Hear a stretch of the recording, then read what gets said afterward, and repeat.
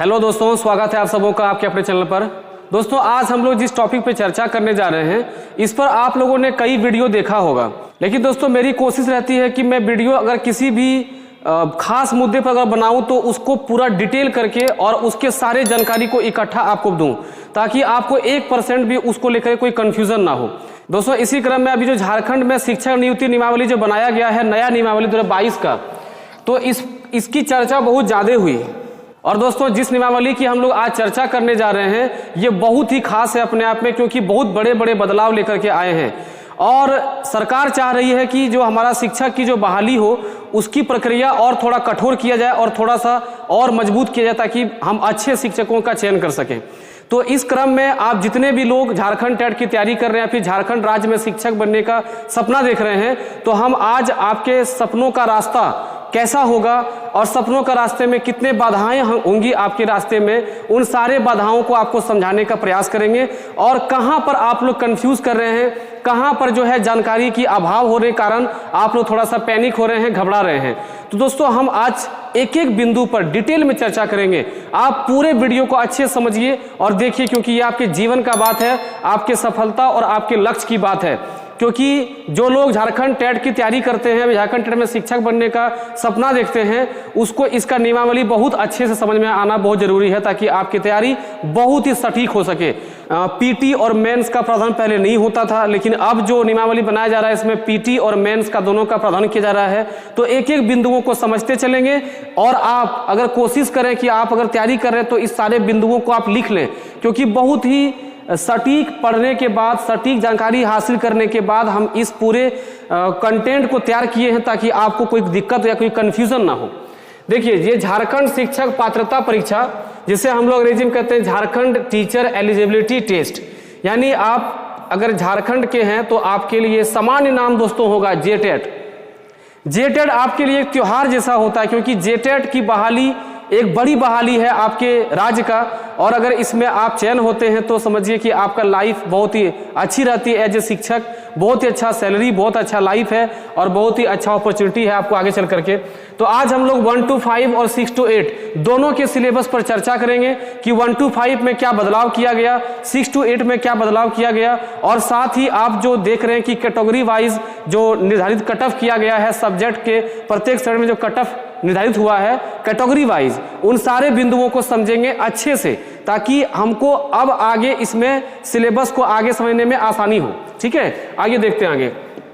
तो दोस्तों, सबसे पहले शुरुआत करते हैं कि भाई महत्वपूर्ण बदलाव आखिर हैं क्या क्या। आप देखिए, इतने सारे पॉइंट जो कि बहुत ही महत्वपूर्ण बदलाव हैं, जो कि as a competitor, as a उम्मीदवार झारखंड टेट के अगर अभ्यर्थी आप हैं या तैयारी कर रहे हैं, तो आपको इन सारे बदलाव के बारे में आपको जानकारी बहुत अच्छे से होनी चाहिए, जहां कोई कंफ्यूजन ना हो। दोस्तों, देखते हैं सबसे पहले पहला बदलाव को। पहला बदलाव लिखा हुआ कि झारखंड से मैट्रिक इंटर ये नहीं होगा तो ही दे सकेंगे टेट। यानी इसको लेकर के भाई इतना बवाल है अभी पूरे राज्य में, और विद्यार्थियों के बीच में इतना ज्यादा खौफ, जो यहाँ पर मैट्रिक इंटर नहीं किए हैं या फिर जो यहाँ के निवासी नहीं है, बाहर से हैं, यहाँ मैट्रिक इंटर किया कि नहीं किया है, इसको लेके बहुत कंफ्यूजन है। आइए आपके कंफ्यूजन को हम दूर करते हैं। देखिए, अभी एक बहाली आया हुआ है JSSC CGL, जिसको आप समान नाम से सचिवालय समझते हैं। तो उसमें ये एकदम क्लियर लिखा गया है कि जो भी इस राज्य के निवासी नहीं है, यानी जो अलग राज्य से हैं, जैसे बिहार से हैं, उड़ीसा से हैं, छत्तीसगढ़ से हैं, यूपी से हैं, और अगर वो फॉर्म यहाँ डालते हैं CGL का, तो उनको यहाँ मैट्रिक इंटर किया होना चाहिए, वो यहाँ से मैट्रिक और इंटर पास होने चाहिए, तभी वो इस फॉर्म को भर सकते हैं। अब देखिए, अभी जो चर्चा चल रहा है टेट को लेकर के, तो टेट को लेकर के अभी सिर्फ मैट्रिक इंटर, अभी सिर्फ डायरेक्ट एक मोटा मोटी बात कहा गया है कि मैट्रिक इंटर अगर आपका यहां से नहीं है तो आप टेट नहीं दे सकते। लेकिन ये चर्चा सचिवालय के टाइम में भी था, कि पहले भी था कि भाई अगर जो झारखंड से मैट्रिक इंटर नहीं किए हैं, वो आप यहाँ के फॉर्म नहीं भर सकते। लेकिन उसमें जब वैकेंसी निकला गया तो उसमें क्लियर लिखा गया कि जो यहाँ के निवासी है उस पर यह नियम लागू नहीं होता है। तो अभी आप लोग घबराएं नहीं, जब झारखंड टेट आएगा तो वहाँ के नियम, वहां पे जो नियम लिखा रहेगा कि भाई यहाँ के निवासियों के लिए क्या प्रावधान होगा, उसके बाद ही आप कुछ निर्णय ले सकेंगे। तो अभी इसको लेकर के ज्यादा पैनिक नहीं होइए। आप अगर यहाँ के निवासी हैं तो आपके लिए कुछ नियम जरूर लागू होंगे, उसके लिए जरूर आपके लिए कुछ प्रावधान जरूर लिखे होंगे, आपको अभी घबराने की आवश्यकता नहीं है। लेकिन हाँ, जो दूसरे राज्य के हैं उसके लिए ये नियम लगता है कि शायद अब ही फिक्स हो चुका है कि जो अगर वो यहाँ से मैट्रिक इंटर किए हैं तो ही आप यहाँ के फॉर्म भर सकते हैं, अभी तक के नियमावली के अनुसार। अब देखिए लिखा हुआ कि आरक्षण का लाभ पाने वाले के मामले में शिथिल, मतलब जिस प्रकार से आरक्षण राज्य के वैकेंसी में दिया जाता है उसी प्रकार से टेट के वैकेंसीज में जो आरक्षण का जो मुद्दा है वो उसी प्रकार से आपको मिलेगा, चाहे वो अंक की बात हो कि कितना में पास मार्क्स की बात हो या फिर आपका जो है उम्र में छूट की बात हो, इन सारे आरक्षण को एज इट इज जैसा पहले था वैसा अभी रखा गया है। शिथिल का मतलब है कि उसमें कोई बदलाव नहीं किया गया है। यहाँ देखिए स्थानीय रीति रिवाज, भाषा पर खास जोर, यानी सरकार देख रही है कि आप अगर इसी स्टेट के अगर शिक्षक बनने जा रहे हैं तो आपको यहाँ के रीति रिवाज और यहाँ के भाषा का अच्छा ज्ञान होना चाहिए। यानी सरकार देख रही है कि लोकल जो स्टूडेंट होंगे अगर वो अपने विद्यालय में पढ़ने जा रहे हैं तो हो सकता है कि उसको तुरंत अंग्रेजी नहीं आए, तुरंत हिंदी नहीं आए, तो अगर वो शुरुआती दौर में अगर वह अपने भाषा में सीखना चाहे तो शिक्षक उसे सिखा सके, चाहे वो खोटा में हो, अंगिका में हो, कुड़माली में हो, ठीक है, इस तरह के भाषाओं को लेकर के वो उसको जो है पढ़ा सके।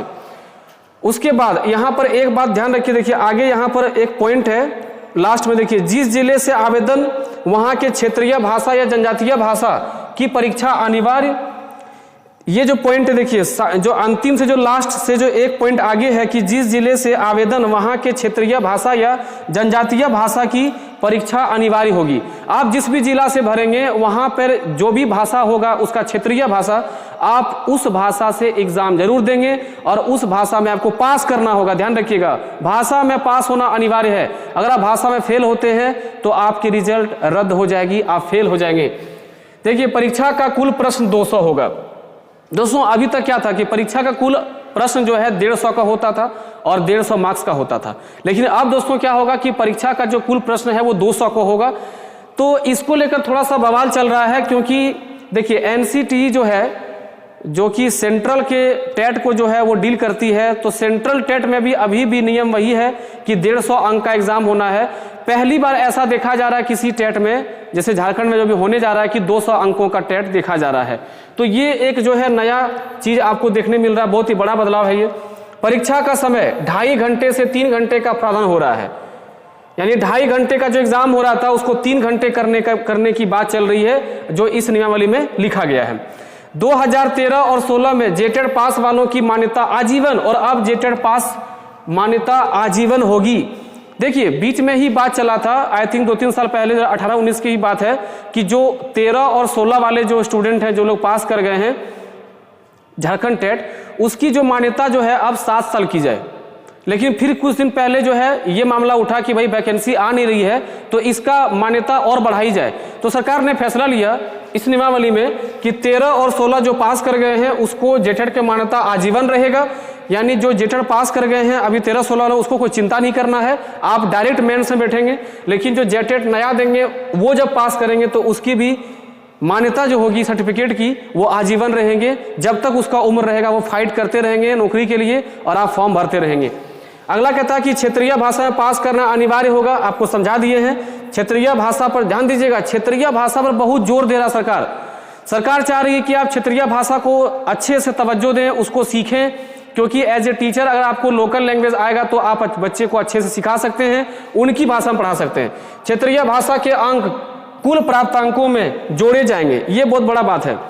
अगर सोचिए कि 40 अंक का रीजनल लैंग्वेज होता है, रीजनल लैंग्वेज जो क्षेत्रीय भाषा होगा वो 40 मार्क्स का होता है, और अगर आप 30+ नंबर ले आते हैं तो आपका मार्क्स तो काफी बढ़ जाएगा, है ना। तो घबराने की बात नहीं है, क्षेत्रीय भाषा में आपका मार्क्स बहुत अच्छा होगा। खोटा भाषा के चाहे आप लें, चाहे कहीं पर अंगिका होगा, कहीं पर जो भाषा भी आप लेंगे, संथाली, उर्दू, जो भी भाषा आप लेंगे वह भाषा जो है आपको बहुत अच्छा अंक दिलाएगा और आपके रिजल्ट को और मजबूत करेगा। अब देखिए अगला पॉइंट क्या है, समाज अध्ययन यानी कि सामाजिक सोशल साइंस, समाज अध्ययन में कॉमर्स को भी शामिल किया गया है। देखिए ये पहले का भी नियम था, पहले भी था कि अगर कोई कॉमर्स से किया हुआ है ऑनर्स तो वो अगर 68 भरना चाह रहा है तो उसके लिए सोशल स्टडीज, सोशल साइंस ही उसका विषय होगा, उसका हिस्ट्री, सिविक्स, ज्योग्राफी, पॉलिटी, इसका उसको एग्जाम देना होगा। ठीक है, अब बढ़ते हैं आगे। अब दोस्तों देखिए विषयवार समझते हैं कि किसमें कितना घटाए गए हैं और कितना प्रश्न बढ़ाए गए हैं।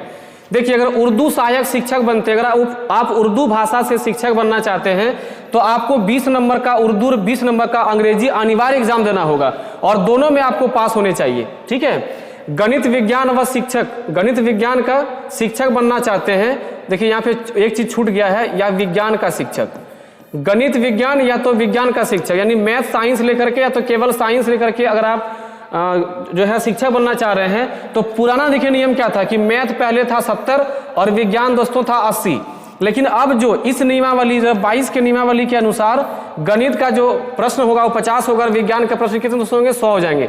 तो ये आपके लिए एक बेनिफिट है, जो साइंस वाले हैं वो आपके लिए एक बेनिफिट है कि आपका जो मार्क्स 100 मार्क्स है जो साइंस वाला, जो आपके ही सेक्शन से क्वेश्चन पूछा जाएगा, इसमें आप अच्छा मार्क्स उठा सकते हैं। अब देखिए भौतिकी, रसायन, वनस्पति विज्ञान और जीव विज्ञान। ठीक है दोस्तों, ये हो गया आपका, ये चारों विषय जो है, यानी देखिए इसको फिजिक्स बोलते हैं, केमिस्ट्री, बोटनी और ये आपका जूलॉजी। इसमें अगर यदि कोई विषय जो आप लेंगे तो इसमें कम से कम आपको 2 विषय लेना पड़ेगा। यहाँ देखिए इसमें 2 विषय लेना अनिवार्य होगा।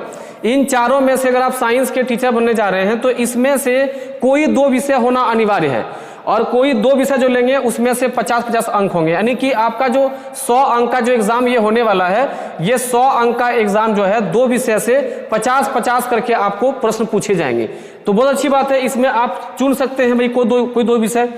और सामाजिक अध्ययन देखिए, जैसे भूगोल, राजनीति शास्त्र यानी इसको पॉलिटिकल साइंस, अर्थशास्त्र, इकोनॉमी, समाज शास्त्र, लेखा शास्त्र और व्यापार अध्ययन, इनमें से भी कोई 2 विषय आप रखेंगे और उसमें जो है आप 50-50 करके अंक आपसे पूछे जाएंगे किसी भी 2 विषय पे। ठीक है, यानी आप चाहे वो साइंस से जाएं या फिर आर्ट्स से जाएं, कोई 2 विषय आप रखना होगा, उसमें से 50-50 अंक आपका प्रश्न पूछा जाएगा और तब आपका जो है सिलेक्शन होगा झारखंड शिक्षक में। आइए दोस्तों बढ़ते हैं आगे पॉइंट में। अब दोस्तों इस डायग्राम को अब आप बहुत अच्छे से समझ लीजिए। ठीक है, ये जो डायग्राम दोस्तों आपके सामने है,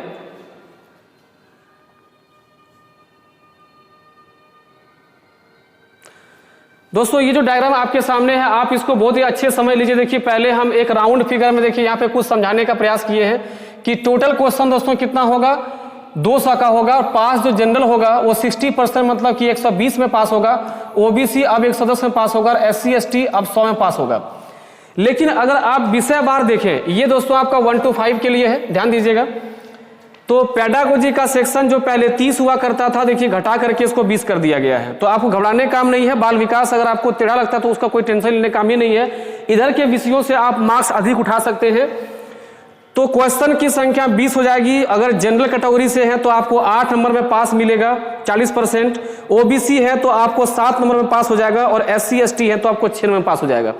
तो बहुत बड़ा चैलेंज नहीं है, बहुत बड़ी चैलेंज नहीं है। आप लोग जो पैनिक हो रहे हैं कि भाई सब्जेक्ट वाइज पास करना होगा, तो ये आपके तो बहुत ही अच्छा काम है। और अगर आप शिक्षक बनने जा रहे हैं और आप किसी विषय में पास ही नहीं हो पा रहे हैं तो शिक्षक बनने का आपको अधिकार ही नहीं है अगर देखा जाए तो आप क्या करिए कि इसको लेकर के अधिक घबराइए मत, आप आराम से पास कर जाएंगे। 20 नंबर में क्या आप 8 नहीं ला सकते हैं, जबकि आप जनरल से हैं तो पर भी 8 ही मार्क्स लाना है, ओबीसी में 7 और SC ST में 6। अब देखिए जो लैंग्वेज 1 रखिएगा आप, चाहे हिंदी इंग्लिश हो या तो उर्दू इंग्लिश हो, उसमें टोटल मार्क्स उसमें कितना हो जाएगा 40, क्योंकि 20-20 करके बटेगा। अगर हिंदी है तो हिंदी 20, इंग्लिश 20, उर्दू है तो उर्दू 20, इंग्लिश 20, तो 40 मार्क्स होगा। तो पास जो जनरल वाले होंगे वो 8-8 करके दोनों में लाएंगे, कुल कितना दोस्तों होगा 16 मार्क्स होगा। ओबीसी वाले 7-7 करके लेके आएंगे तो उसका मार्क्स उसमें कितना होगा 14। यानी लैंग्वेज 1 में ओबीसी को 14 मार्क्स में पास मिलेगा और जनरल वालों को 16 में पास मिलेगा। SC ST को मात्र 12 मार्क्स लाना है और आप पास हो जाएंगे। लैंग्वेज 2 में जो कि रीजनल लैंग्वेज होगा आपका, चाहे वो खोटा, अंगिका, कुड़माली, नागपुरी, कुछ भी आप भाषा लेते हैं, उसमें से आपका जो टोटल क्वेश्चन होगा दोस्तों वो होगा 40। इसका सेक्शन बहुत इंपॉर्टेंट है, बहुत इंपॉर्टेंट है। मेरा सजेशन है कि आप इस सेक्शन पे ज्यादा ध्यान दें ताकि आप जो है अच्छा खासा मार्क्स यहाँ से उठा सकें। देखिए जनरल वाले पास करेंगे मात्र 16 में, ओबीसी वाले पास करेंगे 14 में, SC ST पास करेंगे 12 में। और मैथमेटिक्स की बात करते हैं तो मैथमेटिक्स में जो पहले 30 नंबर का हुआ करता था दोस्तों, देखिए मैथ का भाग बढ़ाया जा रहा है 50। तो मैथ एक ऐसा विषय है दोस्तों जिसमें कि आप अच्छा खासा स्कोर कर सकते हैं। अगर आप थोड़ा सा ठीक ढंग से पढ़ते हैं, थोड़ा सा ध्यान देके पढ़ते हैं, तो आप जो भी क्वेश्चन बनाओगे अगर सही है तो है, वहां तुक्का मारने की बात नहीं कि जय मां काली सी आप करके निकल जाओगे। ठीक है, तो टोटल क्वेश्चन दोस्तों कितना होगा 50, पास जो होगा जनरल वो कितना 20 में, ओबीसी पास होगा 17.5 में और SC ST पास होंगे 15 में। तो बहुत बड़ा तो टास्क नहीं है। देखिए आधा से भी कम मार्क्स लाना है आपको, अगर जनरल वाले भी है तो भी आप पास कर रहे हैं। टोटल क्वेश्चन इन्वायरमेंट साइंस का यानी EVS का वो दोस्तों कितना होगा 50, जो पहले 30 था आज दोस्तों कितना हो रहा 50। देखिए ये भी वेटेज बढ़ रहा है। तो EVS, मैथमेटिक्स और ये लैंग्वेज 2, ये 3 ऐसा विषय इसमें कि आप बहुत ज्यादा पकड़ करिए, इतना पकड़ करिए कि 50, 50, 100 और 40, 140 में आप 100 नंबर यहां से उठा लीजिए। आप काम तमाम है, 100 नंबर आप यहां से उठा लीजिए और यहां से घूमते फिरते आप 20 में उठा लीजिए, आपका काम खत्म है। आप एकदम जनरल कैटेगरी से पास हो जाएंगे, कहीं कोई दिक्कत नहीं होगा। तो इसमें पास मार्क्स देखिए जनरल का 20 है और ओबीसी का 17.5 और SC ST तो कितना है 15। तो बहुत बड़ा ये मुद्दा नहीं है, ठीक है, ये बहुत ही आसान सा मुद्दा है। आप इसको लेकर घबराइए नहीं। आप डाटा देखिए कि कितना आसान लग रहा है कि भाई 40% पास करना है, 40 में 16, 14, 12, 50 में देखिए 20 में पास, 17.5 में पास। तो ये बहुत ही आसान सा मुद्दा है, आप इसको अच्छे से समझिए और घबराइए नहीं। और ये आपका जो सिलेबस जा रहा है ये दोस्तों ये आपका PT के लिए है, क्योंकि मेंस में सिलेबस अलग होगा। तो आप लोग अभी से ही मैथ पे, इंग्लिश पे, लैंग्वेज 2 पे, क्योंकि देखिए मेंस में दोस्तों आपको लैंग्वेज तो करना होगा, ठीक है, झारखंड पढ़ना पड़ेगा। तो इन सब विषयों पे अभी से ही काम करना आप शुरू कर दें। अब दोस्तों देखते हैं हम लोग 6 to 8 के बदलाव के बारे में। देखिए 6 to 8 में क्या नया नियम किया गया कि पेडागोजी देखिए यहाँ पर भी 20 है तो पास मार्क्स तो यहाँ भी 8, जैसा कि आप 1 to 5 में देखें। ओबीसी में 7, SC ST का 6।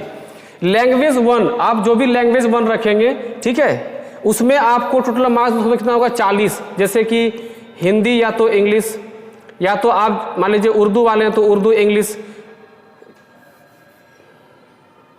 दोस्तों हिंदी या तो इंग्लिश, उसमें तो कितना आपको करना है 40। तो पास आपको होगा 16 में, ओबीसी 14 में, SC ST 12 में।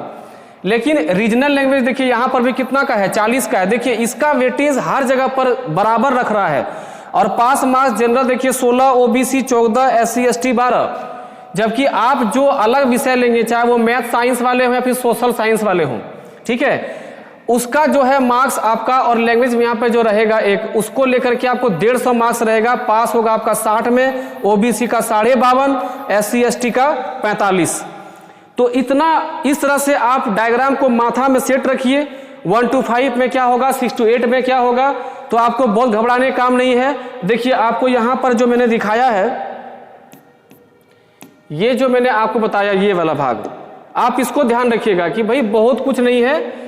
जो साइंस वाले हैं मैथ का उसमें हो जाएगा आपका देखिए 50, मैथ में 50 और विज्ञान में 50, 100। ये 150 अंक का जो होगा आपका, इस 150 में अगर आप जनरल वाले हैं तो कितना होगा, देखिए 40% होगा इसका, तो 15 चौक 60, यानी कि 60 मार्क्स में आप पास हो जाएंगे दोनों मिला करके। लेकिन हमको तो स्कोर ना करना भाई। उसके बाद आप देखिए यहाँ सोशल साइंस वाले जो होंगे, ये जो आपको 100 नंबर पूछा जाएगा, यहाँ पर भी आप 40 मार्क्स में आप पास हो जाएंगे। अगर आप जनरल वाले हैं तो ओबीसी तो 35 में ही पास हो जाएगा और यहाँ तो जो है 52 में ही पास हो जाएगा। तो बहुत आपको पैनिक होने काम नहीं है, घबराने काम नहीं है, बहुत अच्छा नियम है। आप देखिए पढ़िए, देखिए जमाना दोस्तों बदल रहा है, कंपटीशन का स्तर बदल रहा है, स्टूडेंट्स की संख्या बढ़ रही है, तो नियमावली थोड़ा तो कठोर होगा ही। आप चाहेंगे कि 2013 में या फिर जो 12 में टेट के मामला जो रहा था, जो जिस प्रकार से एग्जाम हुई थी वैसा ही एग्जाम हो, तो वैसा तो संभव अब नहीं है ना, क्योंकि कंपटीशन का स्तर बढ़ने लगा है। अभी के टाइम में जो जनरल कंपटीशन वाले स्टूडेंट वो भी BT BEd करके आपके कंपटीशन में उतर रहे हैं, तो कंपटीशन का थोड़ा सा स्तर तो बढ़ेगा ही। इसके लिए अब घबराने काम नहीं है, आप मस्त रहिए, बिंदास रहिए और आप जो है इस प्रकार से सारे नियमावली को अपने माथे में रखते हुए आप तैयारी को आगे बढ़ाएं। Best of luck. भगवान करे कि ये नियमावली आपके लिए बहुत सक्सेसफुल हो और आप इसमें सक्सेस करें और झारखंड में एक अच्छे शिक्षक रूप में आप स्थापित हो। तब तक के लिए जय हिंद।